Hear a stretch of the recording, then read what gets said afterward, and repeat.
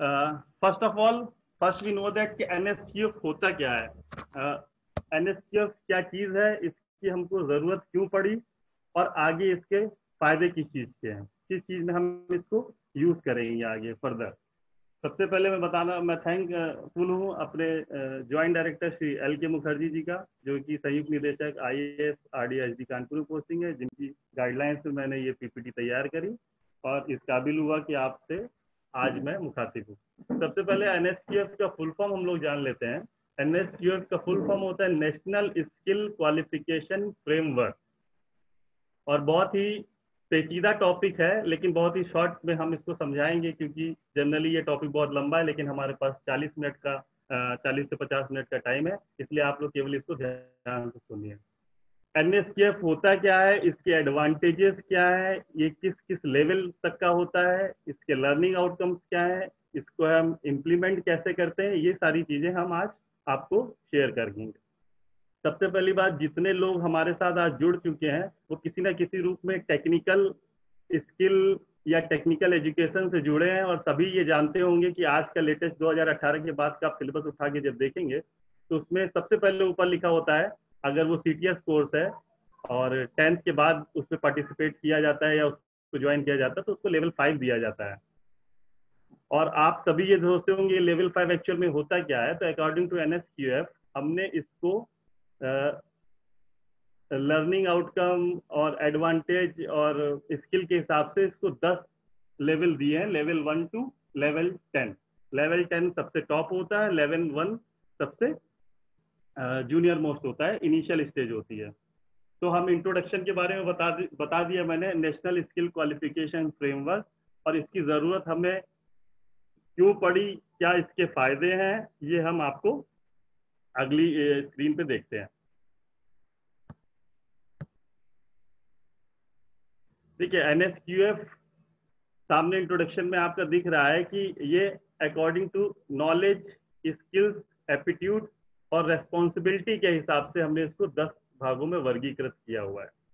ये एक हमारा कॉम्पिटेंसी बेस्ड फ्रेमवर्क है। कॉम्पिटेंसी मीन्स होता है कि क्षमता, हमारा ये क्षमता आधारित सिलेबस जो डिजाइन हुआ है 2018 के बाद से एनसीवीटी ने इसको इम्प्लीमेंट कर दिया है पूरे तौर पे, और 2013 से इसकी गाइडलाइन जारी होने लगी थी और पूरी तरह 2018 में इसको लागू कर दिया गया है। और नॉलेज, स्किल, एप्टीट्यूड और रेस्पॉन्सिबिलिटी के आधार पर हम इसमें बातें करते हैं। ये एक कॉम्पिटेंसी बेस्ड फ्रेमवर्क है, यानी क्षमता आधारित शैली ये अपनाए हुए है, जिसमें हमें किसी की क्षमता के आधार में पता चल जाता है। और जो इसके लेवल 1 से लेके लेवल 10 तक हमने डिसाइड किए हुए हैं, वो लर्निंग आउटकम के बेस के आधार पे हैं। जैसे लर्निंग आउटकम आपको बता दूं कि किसी भी कोर्स का एक लर्निंग आउटकम होता है कि इस काम को करने के बाद सामने वाला बंदा या स्टूडेंट हमारा क्या करने के काबिल हो जाएगा।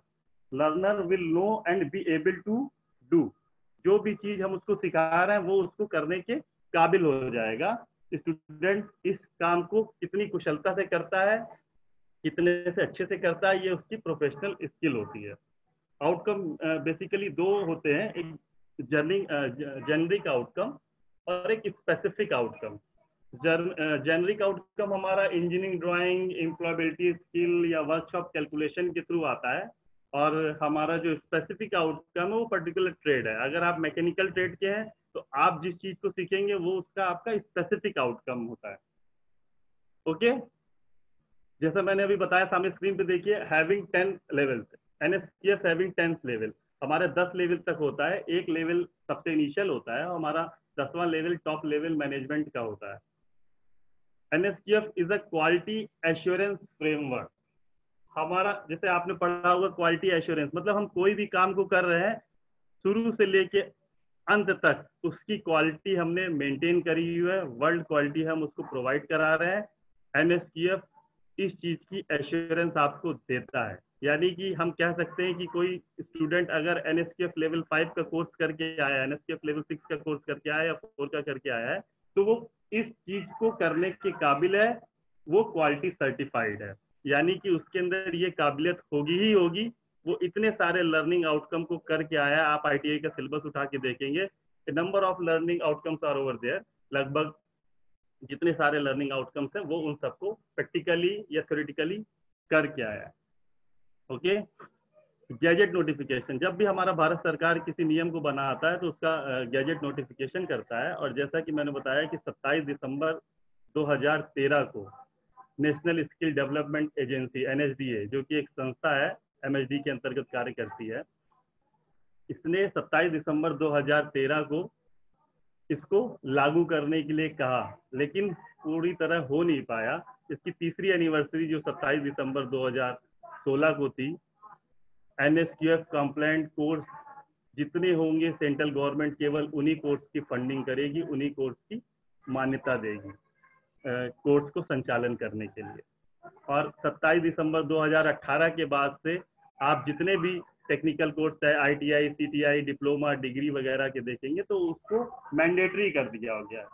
2013 में उन्होंने बोला था लेकिन पूर्णतः लागू नहीं कर पाए, 2018 में उन्होंने पूरी तरह इस चीज को लागू कर दिया। एडवांटेज, अब मेन मुद्दा ये होता है, देखिए NSQF के बारे में हम सभी जान गए, मोटा मोटा क्या है, नेशनल स्किल क्वालिफिकेशन फ्रेमवर्क। ये एक ऐसा आधारभूत संरचना है जिसने पूरे सिलेबस की नींव रखी हुई है, और हमको असेसमेंट करने के लिए, हमको पढ़ाई करने के लिए, हमको किसी भी चीज को काम करने के लिए इसकी जरूरत पड़ती है। लेकिन क्योंकि जैसा कि हम जानते हैं कि हम किसी चीज को तभी अपनाते हैं जब उसके कुछ एडवांटेजेस हो, और आप सभी ये जानना जरूर चाहेंगे कि NSQF के क्या फायदे हैं। केवल नाम लिख देने से या उसका क्वालिफिकेशन फ्रेमवर्क बनाने से या उसको लेवल कर देने से हमको सारी चीजों का अंदाजा नहीं होगा। सबसे पहले हम इसके फायदे जानना चाहते हैं। सबसे पहले आ जाइए नंबर 1 पे, ये कॉम्पिटेंसी बेस्ड फ्रेमवर्क है, यानी क्षमता के आधार पर हमने इसको वर्गीकृत किया हुआ है।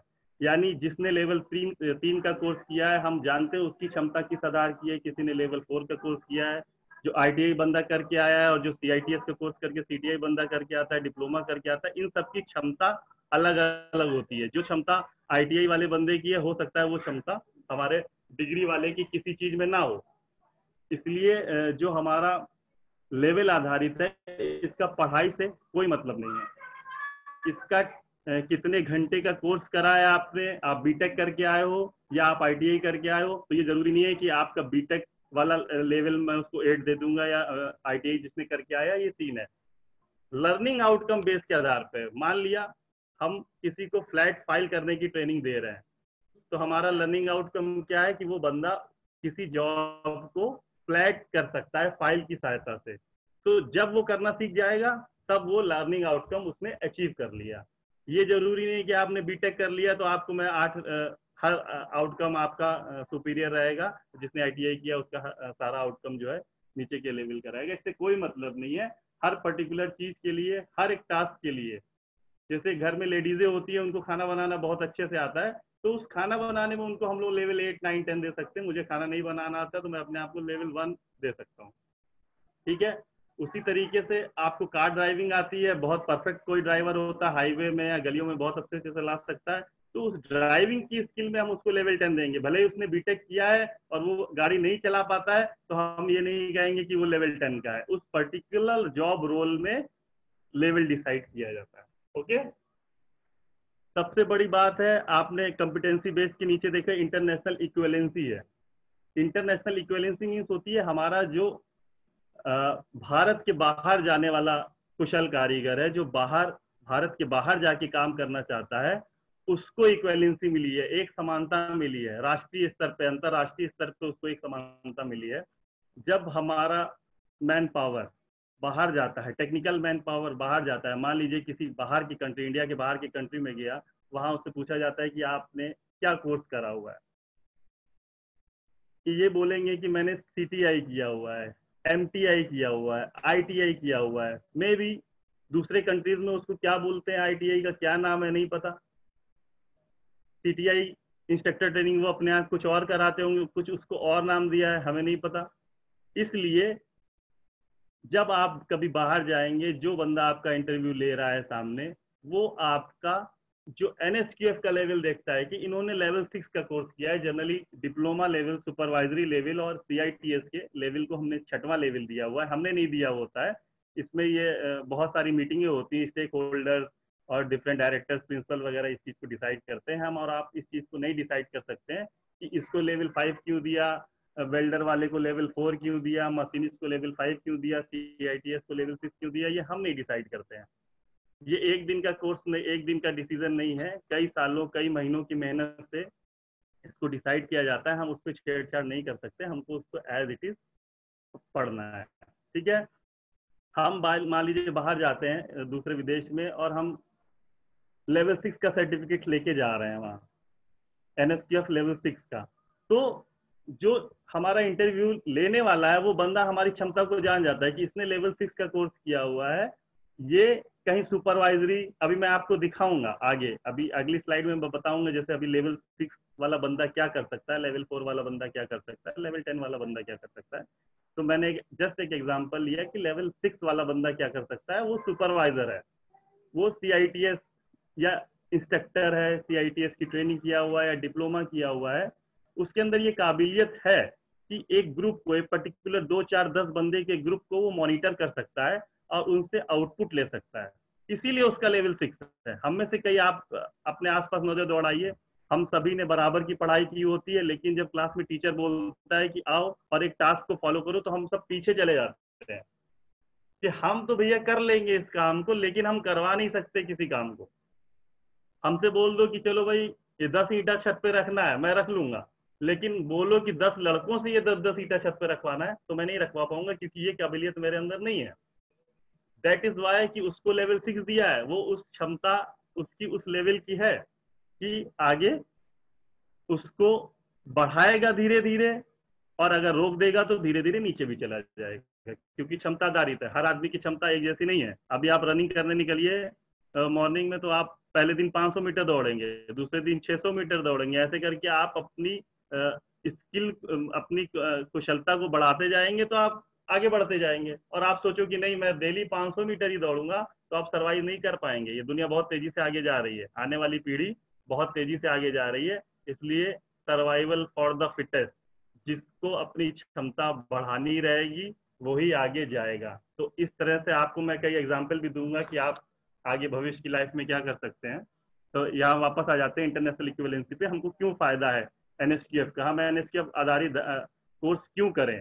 सबसे बड़ा फायदा है कि हमारा इंटरनेशनल इक्विवेलेंसी हमको मिल रही है, हम अपना सर्टिफिकेट बाहर लेके जा रहे हैं तो हमको नौकरी मिल जाएगी। ठीक है, लाइफ लॉन्ग लर्निंग, आदमी कहते हैं ना कि सीखने की कोई उम्र नहीं होती, हर स्तर पे आदमी सीखता है। तो NSQF का यही फायदा है कि हर स्तर पे आप सीख सकते हैं। तीसरी सबसे बड़ी मैं चीज आपको बताऊं, कैट्स, स्क्रीन पे चौथे नंबर पे लिखा है CATS, credit accumulation and transfer system. हम में से बहुत से लोग इसको जानते होंगे और बहुत से लोग इसको नहीं भी जानते होंगे कि ये कैट्स होता क्या है। एक्चुअल में आप किसी पर्टिकुलर जब काम को करते हैं, उसके बाद आप किसी जॉब में एक्सपीरियंस लेते हैं, तो अपने देश में अभी ये सुविधा नहीं आई है, किसी किसी कोर्स में आई है, जैसे AMI एक डिग्री कोर्स होता है, इंजीनियरिंग का डिग्री कोर्स होता है, उसमें ये सुविधा है।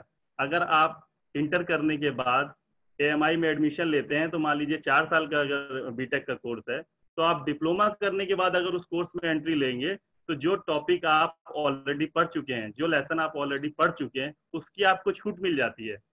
ये बोल दिया जाता है कि ठीक है, आप ये ऑलरेडी ये सब्जेक्ट पढ़े हो, इसलिए MI में आपको सेक्शन A के 2 पेपर क्लियर करने हैं और सेक्शन B के सारे पेपर क्लियर करने हैं। इसी को बोलते हैं कैट। ओके, दूसरी मैं चीज ये बता दूं कि बहुत सी जगह पे ये होता है एक्सपीरियंस क्या, जैसे विदेशों की बात करें, विदेशों में आप अगर पढ़ाई करने जाएं, तो वहां पर मैंने ये सुना है कि ये चीज होती है कि अगर आपने मान लीजिए ग्रेजुएशन कर लिया और इसके बाद आपके पास PG करने का पैसा नहीं है या आपके पास टाइम नहीं है और आपने वर्क एक्सपीरियंस उस लाइन में ले लिया 4 साल का, तो ये बोलेंगे ठीक है, ये 4 साल आपने मान लीजिए 40 पॉइंट क्रेडिट पॉइंट एक्युमुलेट किया, गेन किए, तो आप इन 40 पॉइंट में से मुझे 20 दे दीजिए, मैं आपको डिग्री में 4 पेपर छुड़वा दूंगा। वो एक तरह से जो ऑनलाइन शॉपिंग अगर करता हो बंदा, आप कभी अगर debit card credit card use करते हैं, तो आप देखोगे पर शॉपिंग आपको कुछ एक पॉइंट देते देते देते आपके अकाउंट में 500 पॉइंट जब आ जाएंगे, 5000 जब पॉइंट आ जाएंगे, तो बैंक ये बोल देता है ठीक है भाई, आप ये 5000 पॉइंट मुझे दे दीजिए, मैं इसकी जगह आपको 500 रुपए की शॉपिंग फ्री दे देता हूँ। तो इसको आप बेहतर तरीके से समझ सकते हैं कि कैट्स का मतलब क्या होता है। और ये सारी चीजें जो आई हैं हमारी NSQF के लाने से ही ये यहाँ पर आई हुई है। और दूसरा है डुअल सिस्टम ऑफ ट्रेनिंग। इसको भी बहुत से लोग जानते हैं डीएसटी, और बहुत से लोग इसको नहीं जानते हैं।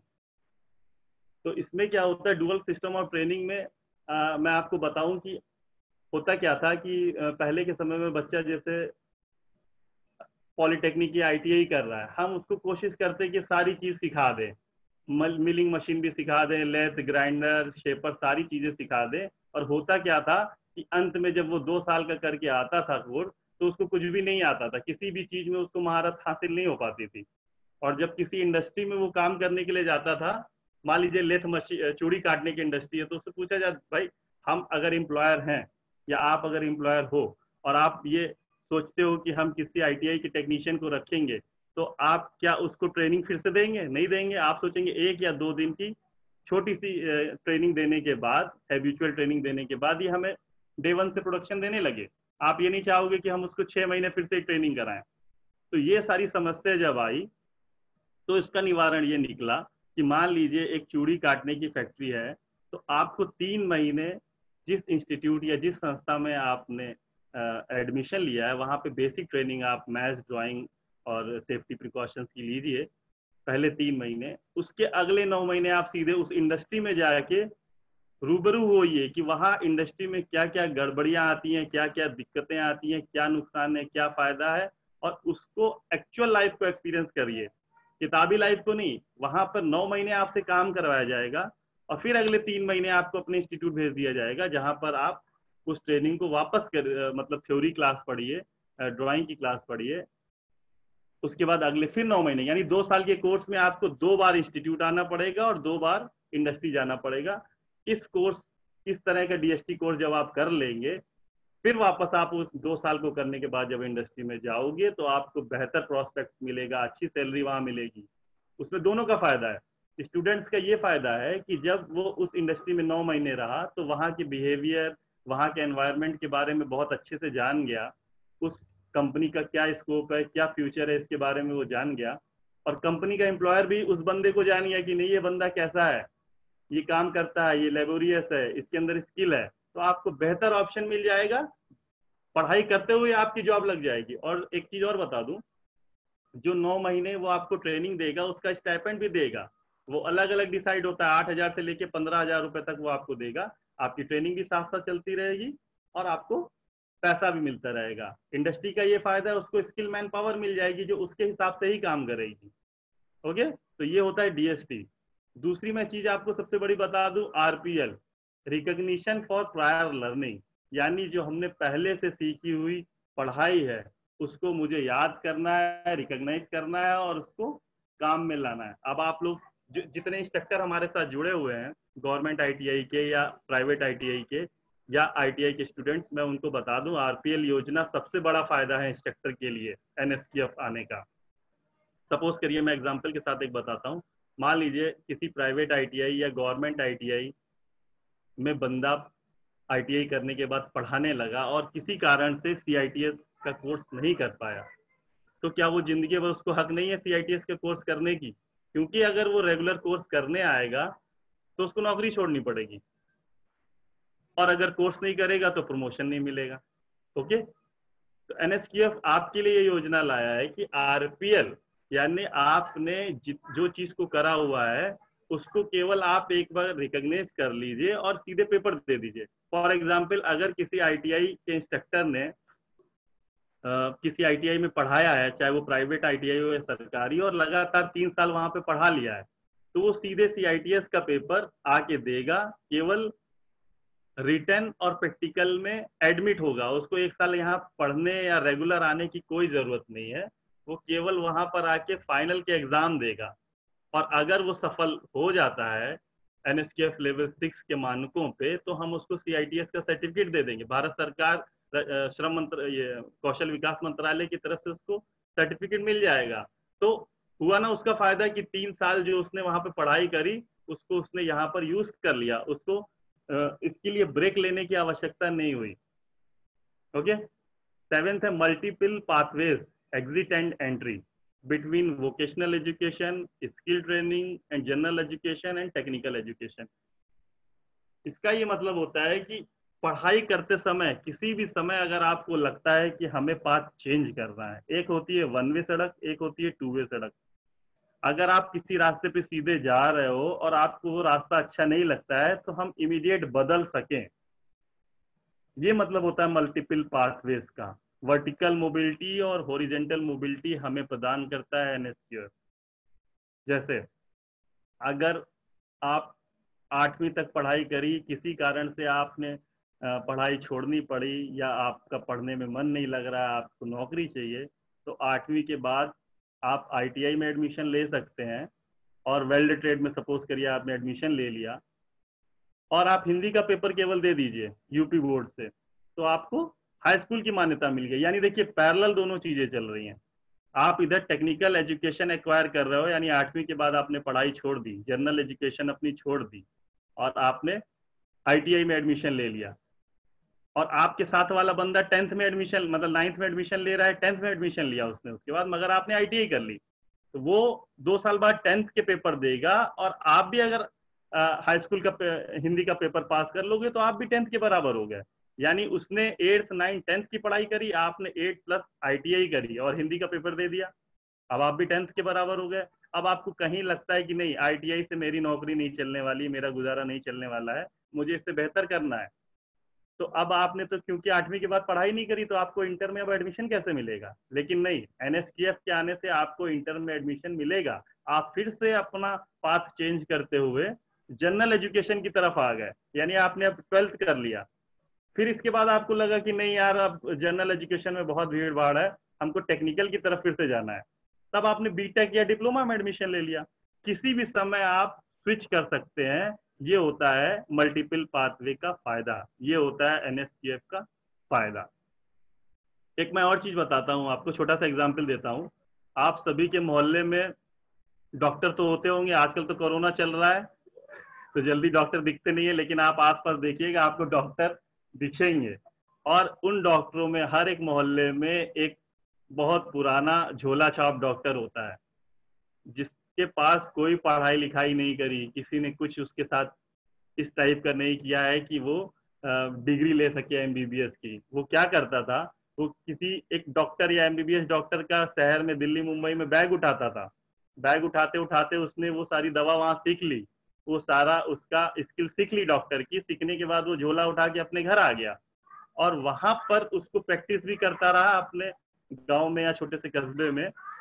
और धीरे धीरे धीरे आज वो इस काबिल हो गया है 50-55 साल की उम्र में कि वो एक एमबीबीएस डॉक्टर के बराबर पेशेंट को ट्रीट कर सकता है। ठीक है, इस बात को जरा गौर से सुनिएगा। एक ही मोहल्ले में 2 डॉक्टर हो गए। एक डॉक्टर 25 साल की उम्र का एमबीबीएस करके आ जाता है बगल में दुकान खोल के, जिसको कि कोई नॉलेज नहीं है प्रैक्टिकली, उसको थ्योरेटिकल नॉलेज है और वो आके दुकान खोल लिया उसने, बस उसके बोर्ड के आगे एमबीबीएस लिखा हुआ है। और एक डॉक्टर जो है जिसकी 60 साल उम्र 55 साल उम्र हो गई, जिसको 35-40 साल का एक्सपीरियंस इस लाइन का है, वो भी बगल में आके बैठ गया। अब बताइए आप किसके पास जाएंगे? क्योंकि सबके आपके माइक ऑफ है, मैं बाद में पूछूंगा, क्वेश्चन बाद में करूंगा, तो मैं आपको बता दूं मोस्टली लोग ये कहेंगे कि मैं एमबीबीएस डॉक्टर के पास जाऊंगा, भाई वो पढ़ा लिखा है। तो अपने मन में ये सोचिए, अपने दिल पे हाथ रख के ये कहिए कि क्या जो 30-35 साल में जो एक बुजुर्ग डॉक्टर है जिसने 30 साल इस लाइन में गुजार दिया, क्या इसको कोई हक नहीं है कि एमबीबीएस की डिग्री अपने साथ लगा ले? मैं एक एग्जाम्पल दे रहा हूँ, ये एमबीबीएस के लिए नहीं है। क्या उनको ये हक नहीं है कि एमबीबीएस की डिग्री लगाए? तो आरपीएल योजना जो हमारी लागू हुई है वो उसको वो सम्मान देगी, वो डिग्री देगी, बशर्ते उसने एमबीबीएस की पढ़ाई करने की जो बेसिक क्वालिफिकेशन होती है, जो ग्रेजुएशन या इंटर जो भी होती है, वो उसने की हुई हो। अब होगा क्या, उसको एमबीबीएस का एक छोटा सा पेपर देना है, पेपर देने पे वो अगर पास हो जाएगा तो वो भी एमबीबीएस सर्टिफाइड डॉक्टर हो गया। और जो नई उम्र का लड़का आया था जिसके पास पैसे की कमी नहीं थी, उसने तुरंत इंटर ग्रेजुएशन के बाद एमबीबीएस कर लिया, एमडी बन गया, वो आज की डेट में उतनी फीस ले रहा है और आप उसको फीस दे रहे हो, मगर वो 35 साल जिसकी सर्विस हो गई है, जिसने उस सेवा में लगा दिया, मगर उसको नहीं दे रहा हो। आरपीएल आने से ये एक फायदा हो गया। एक छोटा सा एग्जांपल और देता हूँ आपके, आप सभी के मोहल्ले में एक वेल्डिंग वाला दुकान वाला जरूर होता है। हमारे जितने ये पार्टिसिपेंट आज हमें सुन रहे हैं, इनमें से बहुत से वेल्डर ट्रेड के या इससे संबंधित ट्रेड के होंगे। आपके मोहल्ले में है, वो बहुत अच्छा टांका लगाता है, बहुत अच्छी बीडिंग बनाता है, बहुत अच्छा सारा नियम से जो भी आप उसको ड्राइंग देते हो वो पढ़ लेता है, ड्राइंग समझ लेता है, सारी चीज कर लेता है और आपको एक बहुत अच्छा गेट बना के दे देता है। कभी उसने कुछ पढ़ाई नहीं करी, एक्सपीरियंस के आधार पे केवल वो कर रहा है, ड्राइंग भी पढ़ रहा है, ब्लूप्रिंट भी पढ़ रहा है, सारी चीजें पढ़ रहा है, समझ रहा है और आपको करके दे रहा है। और एक आईटीआई का बच्चा वेल ट्रेड से पढ़ाई करके आया है, उसने 2 साल पढ़ाई कर ली है, 1 साल पढ़ाई करके, वो भी सही से टांका भी नहीं लगा पा रहा है। देखा होगा आपने, जब हम लगाते हैं टांका तो चिपक जाता है उसमें इलेक्ट्रोड, जो नए नए वेल्डर होते हैं चिपका देते हैं उसको। ठीक है, तो अब बताइए वो नौकरी जब मांगने जाएंगे दोनों किसी इंडस्ट्री में, तो आईटीआई वाले को तुरंत नौकरी मिल जाएगी, भले ही उसको कुछ नहीं आता है, वो प्रोडक्शन लॉस कर देगा जाके, लेकिन आईटीआई वाले को हम नौकरी दे देते हैं। तो भाई उसकी क्या गलती है, उसको क्यों नहीं दे रहे हो नौकरी? क्योंकि सरकार ने नियम ऐसे बनाए हैं। उसको 40 साल का एक्सपीरियंस है, बगैर नापे जोके वो हर काम को कर ले रहा है अंदाज से, लेकिन उसको नौकरी नहीं दे रहे हैं। आरपीएल के आने से वो बंदा जो 40 साल 20 साल से कहीं टांके मार रहा है, वो भी आईटीआई का सर्टिफिकेट लेगा। मैं कानपुर से हूँ और अब पता नहीं गवर्नमेंट आईटीआई कानपुर में यहाँ पे ये सुविधा चल रही है कि नहीं। 2005 आज के आसपास ऐसी योजना लाई गई थी कि जो दादा नगर इंडस्ट्रियल एरिया का वर्कर है, अगर वो 8वीं 10वीं पास है, उसको कोई टेक्निकल कोर्स उसने नहीं किया है, अगर उसने 5 साल का एक्सपीरियंस ले रखा है और वो सीधे वहां पर जाए आईटीआई में, सीधे पेपर दे और उसको आईटीआई की मार्कशीट मिल जाएगी। अब मेरे को नहीं पता ये योजना चल रही है कि नहीं, मैं पहले की बात बता रहा हूँ।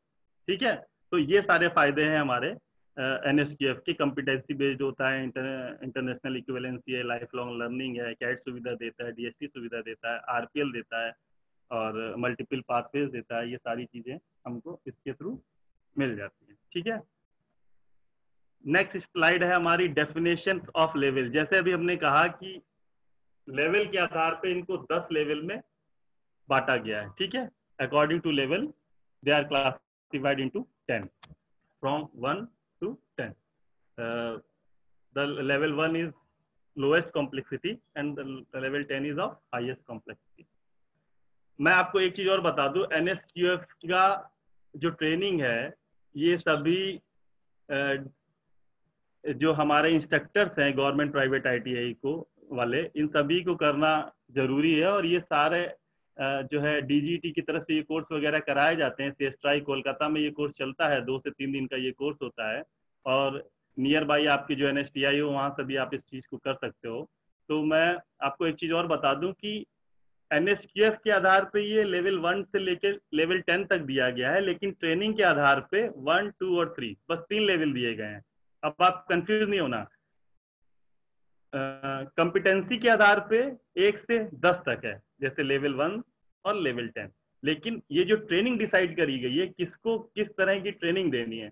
जैसे इंस्ट्रक्टर जो होता है आईटीआई में, इंस्ट्रक्टर जो सीटीआई में इंस्ट्रक्टर होता है, ये टेक्निकल सबसे छोटी पोस्ट होती है टेक्निकल की, जो डायरेक्ट ट्रेनिंग देती है बच्चों को। यानी इंस्ट्रक्टर से नीचे कोई ऐसा नहीं होता जो आपको ट्रेनिंग दे सके, सबसे लोअर पोस्ट होती है इंस्ट्रक्टर। उसके ऊपर आपका group instructors, foreman, assistant director, training officer, deputy director, ये सारे होते हैं। तो जब इनका लेवल अलग अलग है, तो इनको जो ट्रेनिंग प्रोवाइड की जाती है, वो ट्रेनिंग भी का भी लेवल अलग अलग है। ट्रेनिंग के लेवल के आधार पर इनको 3 भागों में बांटा गया है, लेवल 1, लेवल 2 और लेवल 3। और एनएसक्यूएफ कॉम्पिटेंसी बेस के आधार पर इनको लेवल 1 से लेके लेवल 10 बांटा गया। अब मैं बता दूं, लेवल 1 की ट्रेनिंग उनके लिए होती है जो डिसीजन मेकर होते हैं। डिसीजन मेकर मीन्स एक इंस्ट्रक्टर अगर चाहे तो कोई डिसीजन नहीं ले सकता, एक ग्रुप इंस्ट्रक्टर अगर चाहे तो कोई डिसीजन नहीं ले सकता है। डिसीजन लेना मतलब कल संस्थान बंद रहेगा, या कल संस्थान में आप ये डे मनाएंगे, या फ्लैग होस्टिंग कौन करेगा, किस आदमी की कहाँ पे ड्यूटी लगेगी, कौन किस चीज को करेगा, ये सारे होते हैं डिसीजन मेकर। ये अधिकार इंस्ट्रक्टर को नहीं होते। तो हम प्रिंसिपल्स वगैरह की ट्रेनिंग, डायरेक्टर्स वगैरह की, ज्वाइंट डायरेक्टर वगैरह की जो ट्रेनिंग होती है, उनकी ट्रेनिंग जब होती है, उनको लेवल 1 का नाम दिया गया है। उनका होता है लेवल 1, 1 दिन की ट्रेनिंग होती है। उनका जो कोर्स होता है लेवल 1 का कोर्स होता है। और लेवल 2 का कोर्स वो कोर्स होता है जिसमें आप एनएसक्यूएफ से संबंधित ट्रेनिंग लेंगे और उसको अपने बच्चों तक ही सीमित रखेंगे। यानी आप उस चीज को कहीं से सीख के आए और आपने अपने ट्रेनी जो है आपके हैं उस पे उनको इम्प्लीमेंट कर दिया, तो that level is called level 2। और लेवल 3 जो होता है, जब आप किसी master trainer, just call master trainer, यानी आपने कहीं से ट्रेनिंग लेके आए और घूम घूम के आप उस ट्रेनिंग को और लोगों तक प्रोवाइड करा रहे हो, क्योंकि सरकार के पास इतने संसाधन और साधन नहीं है कि एक दिन में सबको एक जगह बुला के ट्रेनिंग दे सके। इसलिए उन्होंने किसी भी चीज को करने के लिए मास्टर ट्रेनर बना रखे हैं कि मास्टर ट्रेनर केवल जाएंगे वहां से किसी चीज को सीख के आएंगे, चाहे वो देश में हो चाहे विदेश में, उस चीज को सीख के आएंगे और बाहर जाके उस चीज को बताएंगे। तो उनकी जो ट्रेनिंग होती है उसको हमने लेवल 3 दिया हुआ है। ठीक है, लेवल 1 डिसीजन मेकर्स की ट्रेनिंग का level, director, principal, assistant director, deputy director. Level 2 private ITI के इंस्ट्रक्टर या गवर्नमेंट आईटीआई के वो इंस्ट्रक्टर जिनको हम ट्रेनिंग दे रहे हैं, जिनको डीजीटी ट्रेनिंग दे रहा है, मगर वो किसी सेकंड को ट्रेनिंग नहीं दे रहे हैं, वो डायरेक्ट बच्चे पे उस चीज को इम्प्लीमेंट कर रहे हैं, वो होता है लेवल 2। और आप एज ए मास्टर ट्रेनर कहीं से ट्रेनिंग लेके आ रहे हैं और अपने जैसे खूब सारे मास्टर ट्रेनर्स को तैयार कर रहे हैं, वो लेवल कहलाता है हमारा लेवल 3। ओके, अब हम आते हैं सीधे लेवल्स पे। ठीक है, इस लेवल को देखने से पहले मेरे पास एक वीडियो है, मैं आपसे शेयर करना चाहता हूँ, इधर 5 मिनट इस वीडियो को देखिएगा। Okay,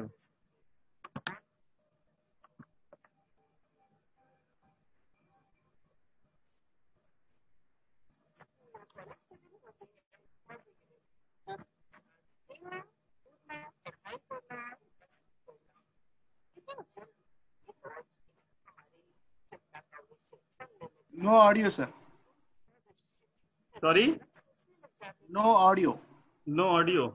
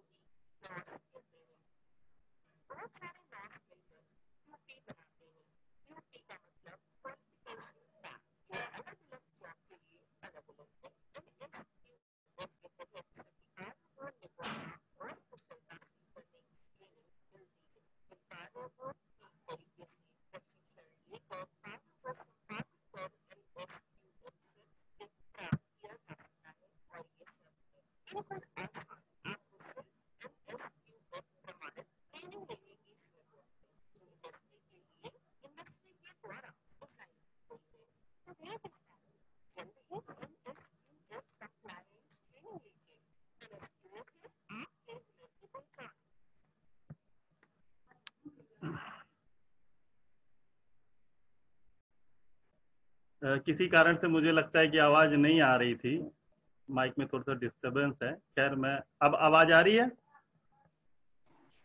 Yes, sir. हाँ, ओके, थैंक यू। अभी हमने वीडियो के माध्यम से जानना चाहा, अभी हम लास्ट में भी देखते हैं, अगर थोड़ी देर के लिए अगर आवाज सही हो जाती है, माइक ठीक हो जाता है, तो हम आपको वीडियो की आवाज दिखा देंगे। अभी हम आ जाते हैं लेवल डिस्क्रिप्टर पे, जो कि अभी हमने थोड़ी देर पहले आपसे वीडियो से पहले बोला कि हमने क्या, एनएसडीए ने लेवल 1 से लेके लेवल 10 दिए हुए हैं किसी भी काम के लिए, किसी भी पर्टिकुलर लर्निंग आउटकम के लिए। तो ये डिसाइड कैसे होते हैं? तो सामने आप स्क्रीन पे देखिए, लेवल डिस्क्रिप्टर के नीचे 5 डोमेन लिखे हुए हैं। नंबर 1 पे है प्रोसेस, नंबर 2 पे है प्रोफेशनल नॉलेज, नंबर 3 पे है प्रोफेशनल स्किल, नंबर 4 पे कोर स्किल, और नंबर 5 पे रेस्पॉन्सिबिलिटी। तो हमने जो भी लेवल डिसाइड करे हैं, या जो भी लेवल के बारे में हम पढ़ेंगे, और हमें ये जानेंगे कि इसको एलएसटीएफ का लेवल 5, 6, 4 क्यों दिया गया है, तो ये पांचों डोमेन उसकी आधारशिला है। इनके आधार पे ही हम डिसाइड कर सकते हैं, या कह सकते हैं कि इसको ये लेवल 5 दिया है तो क्यों दिया है। चलिए जानते हैं प्रोसेस क्या होता है। इनमें जो सबसे पहला वाला पॉइंट लिखा हुआ है प्रोसेस, तो प्रोसेस कुछ नहीं है, ये नेक्स्ट जितने सारे चारों डोमेन है इनका मिला जुला समावेश है। यानी आपको प्रोसेस के बारे में ज्यादा नहीं जानना है। जो professional knowledge, professional skill, core skill और रेस्पॉन्सिबिलिटी को मिक्स करके जो चीज निकल के आ रही है, वो हमारी प्रोसेस है, और वो डिसाइड करती है हमारा लेवल उस पर्टिकुलर कोर्स का क्या है। ठीक है, तो process general summary of the other 4 domain, ये अदर दूसरे चारों डोमेन की जनरल समरी है। प्रोफेशनल नॉलेज क्या चीज होती है? What should learners knows at that level. यानी मान लीजिए आपने बीटेक किया या पॉलिटेक्निक किया, तो आपको वहां पे कुछ किताबें पढ़ाई जाती हैं, कुछ थ्योरी बेस्ड टॉपिक आप डिसाइड करते हो, कुछ प्रैक्टिकल करते हो, तो वो आपकी प्रोफेशनल नॉलेज में आता है। और इसके अदर नीचे लिखा हुआ प्रोफेशनल स्किल, तो बेसिकली अंतर बहुत से लोग नहीं जान पाते हैं। प्रोफेशनल नॉलेज और प्रोफेशनल स्किल में थोड़ा सा अंतर ये है कि प्रोफेशनल नॉलेज मस्ट है। यानी आप अगर बीटेक करा, आपने आईटीआई पॉलिटेक्निक किया, तो जो थ्योरेटिकल बेस, जो सब्जेक्ट आप पढ़ के आए हो, जो आपने वहां पर महारत हासिल करी है थ्योरेटिकल बेस पे या प्रैक्टिकल बेस पे, वो उस काम को करने के लिए मस्ट है। यानी इसके बिना आप उस काम को नहीं कर सकते। ये होती है प्रोफेशनल नॉलेज। और प्रोफेशनल स्किल क्या होती है? ये करने से आती है, ये आपको कहीं किताब में नहीं आएगी। आप अपने साथी देखिए, आसपास देखिए कि दो समान पढ़ाई को करा हुआ बंदा, यानी 2 बंदे ऐसे हैं जिन्होंने आईटीआई एक साथ, एक बैच, एक सन, एक कॉलेज से करी, या बीटेक एक साथ किया, लेकिन दोनों की प्रोफेशनल नॉलेज तो बराबर है, लेकिन प्रोफेशनल स्किल में दोनों में अंतर है। स्किल आपको कहीं पढ़ने से नहीं आएगी, स्किल आपको किसी काम को लगातार करत करत अभ्यास से जड़मति होत सुधान, यह आपने सुना होगा कि कई बार अभ्यास को अगर आप करेंगे तो पत्थर पे भी निशान आ जाता है। होता है ना, रस्सी आवत जाते सिलपत पड़त निशान। यानी आप देखिए, रस्सी में कोई पावर नहीं होती है, पत्थर में बहुत पावर है। एक पत्थर मारेंगे रस्सी टूट जाएगी, रस्सी कट जाएगी। लेकिन वही रस्सी अगर अपने काम को लगातार निर्विरोध करती रहे, तो एक दिन ऐसा आता है कि वो रस्सी पत्थर पे निशान छोड़ देती है। तो सेम चीज यहाँ पर है। अगर आप अपने प्रोफेशनल नॉलेज को प्रोफेशनल स्किल में नहीं बदलेंगे, तो आपकी प्रोफेशनल नॉलेज धीरे धीरे धीरे बेकार हो जाती है, और आपको फिर जॉब ढूंढने या किसी काम को करने में दिक्कत आएगी। लेकिन वो जरूरी बहुत है। प्रोफेशनल नॉलेज जब तक नहीं होगी, तब तक आप प्रोफेशनल स्किल नहीं कर पाएंगे। दूसरी चीज है कोर स्किल। कोर स्किल के आगे लिखा है सॉफ्ट एंड इंटरपर्सनल स्किल। आजकल इसमें बड़ा टॉपिक चलता है, सॉफ्ट स्किल और इंटरपर्सनल स्किल। बहुत से लोग ये नहीं जानते होंगे और बहुत से जानते होंगे। सॉफ्ट स्किल और इंटरपर्सनल स्किल क्या होता है? किसी प्रोफेशनल के लिए, किसी काम को करने के लिए जिस चीज की आवश्यकता होती है, उस स्किल को हम बोलते हैं प्रोफेशनल स्किल। यानी ये अगर आपको नहीं आ रही तो आप उस काम को कर नहीं सकते। अब टीचर ले लीजिए, हम लोग इंस्ट्रक्टर हैं, हम टीचर हैं मान लीजिए। अब होता क्या है, आपने कई बार सुना होगा कि फला टीचर मैथ्स पढ़ाते हैं और एक्स टीचर भी मैथ्स पढ़ा रहा है, वाई टीचर भी मैथ्स पढ़ा रहा है, लेकिन हम वाई वाले टीचर की मैथ्स की क्लास में जाना चाहते हैं, जबकि दोनों ने एमएससी मैथ्स से करी है, दोनों ने पीएचडी करी हुई है, लेकिन स्टूडेंट क्या है, एक टीचर को अवॉइड कर रहा है, एक टीचर की क्लास में जाना चाह रहा है, जबकि प्रोफेशनल नॉलेज दोनों की बराबर है, प्रोफेशनल स्किल दोनों की लगभग बराबर है, लेकिन जिसके पास ज्यादा लोग जा रहे हैं, जिसके पास ज्यादा लोग जाना चाह रहे हैं, उसके अंदर यानी कोर स्किल, यानी उसकी सॉफ्ट स्किल, उसकी इंटरपर्सनल स्किल, उसका बात करने का तरीका, उसकी आईटी नॉलेज, उसकी टूल्स इक्विपमेंट पहचानने की नॉलेज, एवरीथिंग, जितनी चीज आप सोच सकते हो वो चीज कोर स्किल में आएगी, अदर देन प्रोफेशनल स्किल और प्रोफेशनल नॉलेज, जो आपके किसी प्रोफेशन में काम करने के लिए मदद करे। आप सभी दुकानदार देखिए, चौराहे पे बतासे की ठेले लगे होते हैं, एक बतासे वाले के पास ज्यादा भीड़ है और एक बतासे वाले के पास कम भीड़ है, दोनों इधर 10 के 5 बतासे दे रहे हैं, दोनों ही जगह आपको फ्री के नहीं खाने हैं, दोनों ही का टेस्ट लगभग बराबर है, लेकिन एक पर्टिकुलर के पास ज्यादा भीड़ क्यों लग रही है, वो बीच बीच में आपको बात में उलझा रहा है, आपकी बात कर रहा है आपसे, और आपको ये लग रहा है कि ये मुझसे बहुत अच्छे रिलेशन में मुझे जानता है, उसके अंदर ये स्किल है, वो आपके नाम से जानता है आपको कि ये रोज 20 रुपए के बताशे लेके जाते हैं, और आपको लग रहा है अरे वाह ये तो मुझे नाम से जान रहा है, जबकि कुछ नहीं, उसकी स्किल इतनी अच्छी है, वो आपको बांध के रखे है। सबसे बड़ी बात है, आप किसी भी फील्ड के हों, चाहे आप चपरासी हो, चाहे आप डायरेक्टर हो, अगर आपके अंदर आज की डेट में इंटरपर्सनल स्किल, आपके बात करने का तरीका, आपके सॉफ्ट रहने का तरीका, आपको लोगों से सभ्यता से बात करने का तरीका नहीं आया है, तो आप कितने भी ऊंचे हो जाएं, लोग आपको चाहेंगे नहीं। ठीक है, इसलिए इसकी अलग से क्लास होती है, अभी जस्ट मेरी क्लास से पहले शायद एक क्लास चल रही थी इंटरपर्सनल स्किल की। पांचवी चीज पे आते हैं, रेस्पॉन्सिबिलिटी। जैसे जैसे हम हायर स्टेज पे बढ़ते जाते हैं, वैसे वैसे हमारी रेस्पॉन्सिबिलिटी बढ़ती जाती है। लेवल 1 पे जो लोग होते हैं उनकी रेस्पॉन्सिबिलिटी नील होती है, ना के बराबर है, और लेवल 10 पे जो लोग होते हैं उनकी बहुत ज्यादा होती है रेस्पॉन्सिबिलिटी। आइए अब इसको लेवल पे आ जाते हैं डायरेक्ट।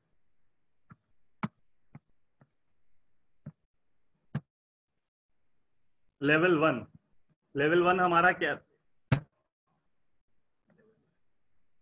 लेवल 1 में देखिए प्रोसेस रिक्वायर्ड, यानी इस काम को करने के लिए जो प्रोसेस है, carry process that are repeatedly on regular basis, यानी किसी काम को कोई कर रहा है रेगुलर बेस पे। इसका मैं छोटा सा एग्जांपल और अभी आपको दे देता हूं, उसके बाद इस चीज को डिस्कस करूंगा। सपोज करिए हम सभी लोग मार्केट में देखते हैं कि कॉमर्शियल व्हीकल चलते हैं, गाड़ियां वगैरह चलती हैं। आप एक एग्जांपल लीजिए कि एक ट्रक है, ट्रक जब रोड पे चलता है तो उसको कई सारे लोगों की साथ में जरूरत होती है। नंबर 1, खलासी को आप लोग जानते होंगे, खलासी के साथ सफाई वाला चलता है ट्रक में, एक ड्राइवर चलता है, एक असिस्टेंट ड्राइवर चलता है। ओके, तो इसको लेवल के माध्यम से अगर हम बताएंगे कि लेवल 0 किसका है, लेवल 0 उसका है, एक बंदा उस ट्रक में है, उसके पास कोई किसी चीज की नॉलेज नहीं है, हल्की फुल्की सेफ्टी और मेजरमेंट के बारे में उसको पता है कि ट्रक के पहिए के नीचे आएंगे तो निपट जाएंगे, इसलिए ट्रक के पहिए, ट्रक के दाएं बाएं नहीं रहना है, हल्की फुल्की रीडिंग राइटिंग वो जानता है। अब लेकिन ट्रक चलाने का काम यहाँ पर हो रहा है, उसके बारे में उसको कोई नॉलेज नहीं है, तो हम उसको कह सकते हैं कि लेवल 1 है। और लेवल 1 क्यों है ये भी मैं आपको बताता हूँ। सपोज करिए एक टास्क है कि गाड़ी को बैक करना है, लंबा सा ट्रक होता है, आप देखिएगा कितना लंबा, 20 फीट लंबा ट्रक होता है, उस गाड़ी को बैक करना है। ड्राइवर अकेला होता है, 10 लोग मिलकर गाड़ी नहीं चलाते हैं, ड्राइवर अकेला उस गाड़ी को चलाता है।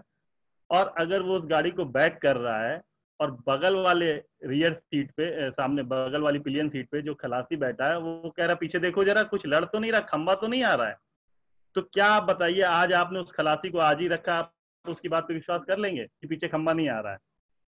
खलासी क्या है, एक ऐड आपने देखा होगा, छोटा बच्चा कार के नीचे बैठता है और एक बुजुर्ग से ड्राइवर गाड़ी चला रहे होते हैं, बच्चे पूछते हैं लड़ गई क्या, लड़ गई क्या, लड़ गई क्या, और जब लड़ जाती है तब वो बच्चा कहता है हाँ भाई लड़ गई। आप ही तो पूछ रहे थे कि लड़ गई क्या, जब लड़ेगी तब बता दिया भाई लड़ गई। तो वो नौबत ना आए, इसलिए हम उस खलासी पे पूरा विश्वास नहीं करते हैं, खुद भी उसको देखते रहते हैं, क्योंकि अगर मेरी गाड़ी लड़ी तो उसकी खलासी की कोई रेस्पॉन्सिबिलिटी नहीं है।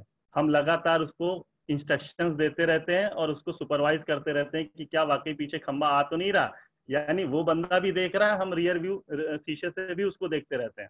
ठीक है, इसके आधार पे हम बताते हैं। उसके बाद क्या होता है, धीरे धीरे धीरे वो बंदा जो खलासी है अब पूरी तरह अपने काम में माहिर हो चुका है। अब वो क्या कर रहा है कि बगल में जो हमारा असिस्टेंट ड्राइवर जब बैठता है, गाड़ी चलाता है, लंबे सफर के लिए 2 ड्राइवर चलते हैं, जब मेन ड्राइवर थक जाता है रात में तो असिस्टेंट ड्राइवर हाईवे पे चलाने लगता है।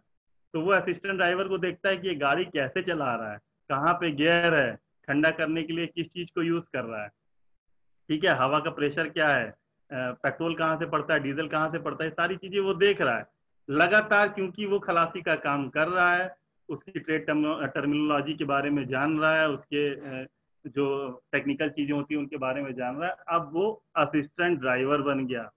लगातार काम करते करते, गाड़ी बैक करते हुए उसने आपको अपग्रेड किया।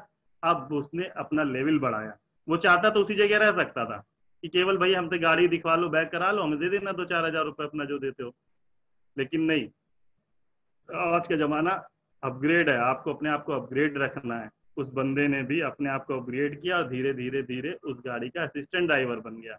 अब हम कह सकते हैं उसने अपना लेवल बढ़ाया। अब उसकी रेस्पॉन्सिबिलिटी भी कुछ बढ़ जाएगी। जहां तक पहले उसको ड्राइवर लगातार बोलता रहता था, कंटिन्यू इंस्ट्रक्शन देता रहता था, उसकी कोई रेस्पॉन्सिबिलिटी नहीं थी, उसको सुपरवाइज करता रहता था, अब उसने बोल दिया भाई देखना गाड़ी बैक हो रही है कि नहीं, थोड़ा भरोसा करने लगा है। ये बंदे को इतना एक्सपीरियंस हो गया है कि गाड़ी अगर हम बैक करेंगे तो लड़ाएगा भिड़ाएगा नहीं। ओके, तो उसका लेवल बढ़ के हो गया सेकंड। अब उसके अंदर अभी भी रेस्पॉन्सिबिलिटी नहीं है, गाड़ी अगर लड़ी तो रेस्पॉन्सिबिलिटी नहीं है, लेकिन लगातार ड्राइवर उसको क्लोज सुपरविजन जो करता था, अब उसने लगातार उसको सुपरवाइज करना बंद कर दिया है।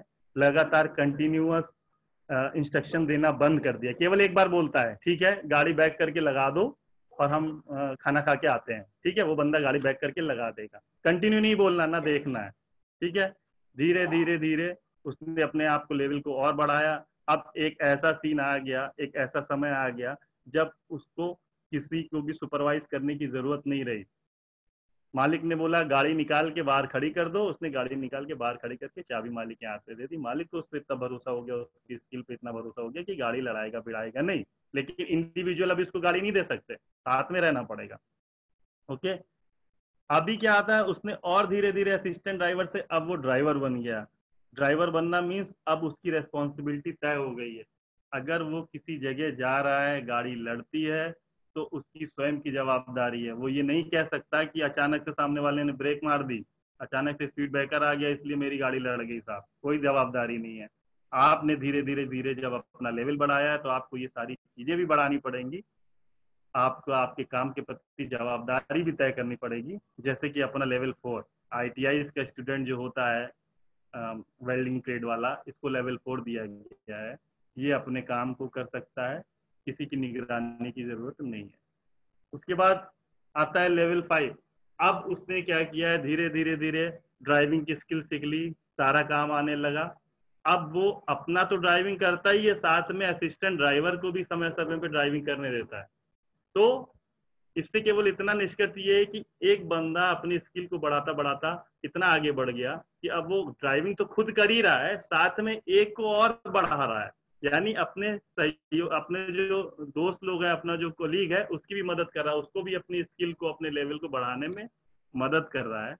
उसके बाद भी उसने हार नहीं मानी, ड्राइवरी करते करते करते तो कुछ बहुत पैसा जोड़ा और एक नया ट्रक खरीद लिया, अपने लिए एक नया ट्रक खरीद लिया। अब क्या है, वो उस ट्रक का मालिक है। वो क्या करेगा, कहीं भी जाएगा, किस समय आना है किस समय जाना है उसको कोई रोक नहीं सकता है। वो अपने हिसाब से डिसीजन लेगा और उसी लाइन पे आगे अगर बढ़ता जाएगा, 1 ट्रक 2 ट्रक 3 ट्रक, तो अब वो ट्रक वाली लाइन छोड़ के सुपरवाइजर बन जाएगा और कैसे कहाँ पर गाड़ी ले चलनी है इसके बारे में बताएगा। चलिए शॉर्ट में टाइम हो रहा है, मैं लेवल 1 पे आता हूँ। प्रोसेस रिक्वायर्ड जो होता है कि हमारा carry process data repeatedly on regular base. Professional knowledge हमारी जो है कॉमन ट्रेड के बारे में, यानी कि जो स्टूडेंट है हमारा वो कॉमन ट्रेड टर्मिनोलॉजी जाने कि हैमर क्या होता है, फाइल क्या है, ये सारी चीज़ों के बारे में जाने। प्रोफेशनल स्किल क्या है, उसकी सेफ्टी और सिक्योरिटी मेजर्स के साथ काम करे। Core skill reading writing, hygiene हो, सोशल एबिलिटी उसके अंदर हो, समाज को लेके चले। और रेस्पॉन्सिबिलिटी सबसे मेन इसमें रेस्पॉन्सिबिलिटी है, लास्ट कॉलम नंबर 5 जो है रेस्पॉन्सिबिलिटी, यानी कि उसके अंदर लेवल 1 का जो स्टूडेंट है उसकी कोई रिस्पॉन्सिबिलिटी नहीं है, ना अपने काम पे ना किसी और चीज की, उसको लगातार आपके सुपरविजन की जरूरत है, आपके इंस्ट्रक्शन की जरूरत है। अब आता है लेवल 2। लेवल 2 में रेस्पॉन्सिबिलिटी देखिए अभी भी नो रेस्पॉन्सिबिलिटी है, बस कंटिन्यूअस शब्द हट गया है। अब क्लोज सुपरविजन है, इंस्ट्रक्शन तो है लेकिन कंटिन्यूअस इंस्ट्रक्शन नहीं है। लेवल 3, लेवल 3 में बेसिक फैक्ट्स की नॉलेज आपको होनी चाहिए, प्रोफेशनल नॉलेज, अपनी ट्रेड की नॉलेज होनी चाहिए। प्रोफेशनल स्किल में हमें रिकॉल, किसी चीज को पहले से पढ़ी हुई चीज को रिकॉल करना आना चाहिए। डिमॉन्स्ट्रेट प्रैक्टिकल स्किल हमारे अंदर होनी चाहिए, किसी चीज को हम डिमॉन्स्ट्रेट करके दिखा दें। कोर स्किल में आता है हमारा रिटन और ओरल और नॉलेज और अर्थमेटिक, गुणा भाग हम कर सके, थोड़ी बहुत चीज को वो बंदा कर सके, गुणा भाग करके जोड़ घटा कर सके, बोल सके, लिख सके। रेस्पॉन्सिबिलिटी में आते हैं सम रेस्पॉन्सिबिलिटी ऑफ ओन वर्क। देखिए अभी तक लेवल 1 और 2 में कोई रेस्पॉन्सिबिलिटी नहीं थी, लेवल 3 में आके हमारी कुछ रेस्पॉन्सिबिलिटी बढ़ी है। हम कुछ जवाबदारी अपने काम के प्रति हैं, लेकिन हमें क्लोज सुपरविजन की जरूरत है। यहाँ लेवल 3 तक का कोर्स हमें हल्का सा सुपरविजन की आवश्यकता अभी है। लेवल 4 पे हम आते हैं। प्रोफेशनल नॉलेज हमारी फैक्चुअल नॉलेज ऑफ फील्ड, हमें एक्चुअल नॉलेज फील्ड की है, उस बंदे को जरूरत है। प्रोफेशनल स्किल में कंसेप्ट आता है, रिकॉल कर लेता है, डिमॉन्स्ट्रेशन दे देता है। कोर स्किल में हमारा रिटन ओरल लैंग्वेज को पढ़ रहा है, अर्थमेटिक की नॉलेज है। अब रेस्पॉन्सिबिलिटी पे आइए। ये लेवल आईटीआई के वेल्डर ट्रेड का लेवल है रेस्पॉन्सिबिलिटी। और जहाँ तक रेस्पॉन्सिबिलिटी की बात करते हैं, अपनी रेस्पॉन्सिबिलिटी है इसकी अपने काम के प्रति। यानी अगर आपने उसको कोई काम को करने को दिया, किसी वर्क को करने को दिया, तो वो बहाना नहीं बना सकता, अपने काम की पूरी जवाबदारी उसकी है, शाम को वो काम करके देगा ही। उसको सीखना और उसको अपने काम को करने की पूरी जवाबदारी हमारी लेवल 4 से शुरू हो जाती है। अब आते हैं लेवल 5 में, जो कि मशीनिस्ट और मैकेनिकल ट्रेड्स को दिया गया है, अदर ट्रेड्स को, इंजीनियरिंग ट्रेड्स को दिया गया है लेवल 5। इसमें देखिए रेस्पॉन्सिबिलिटी में सबसे बड़ी चीज है, हमें अपने काम के प्रति तो जवाबदारी है ही, अपने जो चीजें सीखनी है उसके प्रति तो जवाबदारी है ही, साथ में हमें अपने पड़ोसी को, यानी कोलीग जो हमारा हमारा जो बगल में हमारा बैचमेट है, उसको भी हम समय आने पे सिखाएंगे। लेवल 5 ये हमें, जो बंदे को लेवल 5 का सर्टिफिकेट प्राप्त है, यानी कि इसके अंदर वो स्किल है कि वो अपने काम को तो करता ही है, समय आने पे वो किसी को मदद भी कर सकता है, उसकी भी कुछ रिस्पॉन्सिबिलिटी ले सकता है। प्रोफेशनल नॉलेज, उसको अपनी चीज के फैक्टों की नॉलेज है, अपने वर्क की नॉलेज है। प्रोफेशनल स्किल में अपने प्रैक्टिकल, अपने tools, equipment, method, information, tools की सारी जानकारी उसको हो गई है। ठीक है। Level 6 supervisory level, diploma level या सीआईटीएस का इंस्ट्रक्टर लेवल, ये तीनों लेवल 6 के आते हैं। अब बात आती है रेस्पॉन्सिबिलिटी की, तो आपको अपने काम के प्रति पूरी जवाबदारी है, साथ में अपने कोलीग के, अपने दोस्त की भी रेस्पॉन्सिबिलिटी और उसको सिखाने की भी पूरी जानकारी, जवाबदारी है। यानी अगर हम कहते हैं कि किसी ने लेवल 6 का डिप्लोमा या सुपरवाइजर सीआईटीएस कोर्स किया है और उसके बाद उसकी रेस्पॉन्सिबिलिटी देखिए धीरे धीरे बढ़ गई है, वो ये नहीं कह सकता हम ये काम नहीं कर सकते हैं। आपको ये काम करने की नॉलेज है, स्किल है, आप अपना इस चीज को करेंगे, पढ़ेंगे, समझेंगे और पड़ोस वाले को भी सिखाएंगे। ठीक है। लेवल 7 पे आते हैं। लेवल 7 पे देखिए, अब लेवल 7 यानी आप डिप्लोमा कर चुके, पर्टिकुलर गैंग के इंचार्ज हो, आप पर्टिकुलर किसे आर्ट सुपरवाइजर हो, यानी आपका ग्रुप अगर आगे बढ़ रहा है तो उसकी जवाबदारी भी आपकी है, और अगर आपका ग्रुप पीछे जा रहा है, नुकसान हो रहा है, तो उसकी जवाबदारी भी आपकी है। उस ग्रुप की डेवलपमेंट की, उसको सिखाने की, उसके आउटपुट की सारी जवाबदारी आपकी। यानी लेवल 7 का जो सर्टिफिकेट प्राप्त वाला है, प्राप्त जिसने करा हुआ है, उसकी सारी रेस्पॉन्सिबिलिटी खुद के साथ साथ अपने जो ग्रुप के लोग हैं उनकी भी होती है। ठीक है। Professional skill, wide range and variety of factual and theoretical knowledge, उसको अपने फील्ड की अच्छी नॉलेज है और अपने फील्ड के बारे में अच्छे से पता है। Wide range of theoretical and practical skills, tool, material, method, information, इसके बारे में हर चीज पता है। Good logical and mathematical skill उसके अंदर है। Understanding of social and political information, आदमी का लेवल जैसे जैसे बढ़ता जाता है उसको सोशल होना पड़ता है, उसको पॉलिटिकल इंफॉर्मेशन और सोशल इंफॉर्मेशन उसको पता होनी चाहिए, माहौल कैसा चल रहा है, इंडस्ट्री के बाहर भी उसको देखना है। वर्कर का काम तो केवल मशीन पे जॉब बना देना है, उसको मार्केट में ले जाना है, उसको बाहर कैसा क्या मार्केट चल रहा है, उसका माल बिकेगा कि नहीं बिकेगा, ये सारी चीजें देखनी है। और मैं एक चीज और बताऊं कि लेवल 1 से लेवल 7 तक का ही केवल काम ऐसा है कि जो आपको करना या करवाना है। लेवल 7 के जैसे ही मैं ऊपर जाऊंगा, लेवल 8 to 10, इस लेवल से हमको कोई लेना देना नहीं है। ये लेवल 8 से 10 तक का सीईओ, चीफ एग्जीक्यूटिव ऑफिसर और जो मेंबर्स होते हैं उनके मालिक होते हैं, जो इनका पावर है। इनको टेक्निकल पढ़ाई से कोई लेना देना नहीं है। इनको प्रोफेशनल नॉलेज की बात करेंगे तो अपने फील्ड की हर एक चीज के बारे में पता है। He knows everything about his field. Problem solving skill उसके अंदर है। अभी जैसा आप सभी देखते हैं, इस समय लॉकडाउन का सीजन चल रहा है। जो इंडस्ट्री है, मोदी जी का आदेश आया है कि माननीय प्रधानमंत्री जी का आदेश है कि सबको सैलरी देनी है, किसी की सैलरी नहीं कटनी है। और आप साथ ही साथ ये देख रहे हैं कि इंडस्ट्री में जीरो प्रोडक्शन, यानी लगभग 15-20 दिन से इंडस्ट्री काम नहीं कर रही है, लेकिन उसको सैलरी देनी है। अब बताइए कहाँ से लाएंगे? ये डिसीजन हम आप नहीं कर सकते हैं कि किसको कैसे सैलरी देंगे, कहाँ पे वेज को काटेंगे, वेज कटौती करेंगे, कहाँ पे कॉस्ट कटौती करेंगे और उनको सैलरी देंगे। तो ये सारे डिसीजन बहुत ही क्रिटिकल डिसीजन होते हैं। इनमें हर कोई हैंडल नहीं कर सकता है।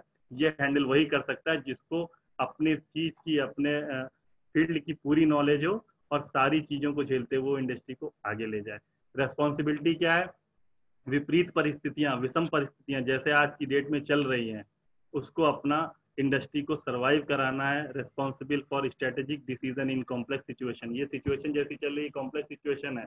आप देखिएगा जैसे ही लॉकडाउन खत्म होगा, सर्वाइवल मुश्किल हो जाएगा छोटी छोटी इंडस्ट्री का।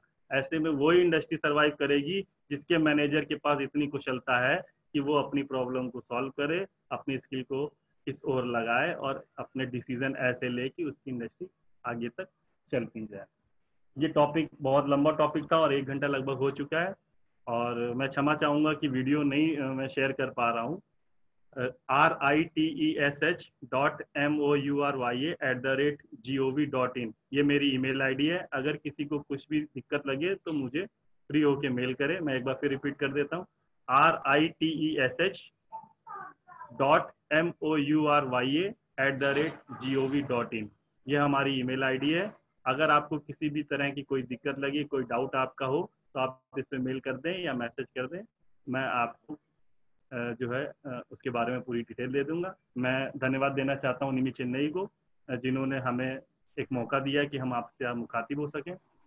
मैं धन्यवाद देना चाहूँगा Shri Laxmikant Mukherjee, joint director IAS RDSD Kanpur का, जिन्होंने हमें लायक बनाया कि हम ये क्लास आपकी कंडक्ट कर पाए। Thank you Thank you, sir. Everybody for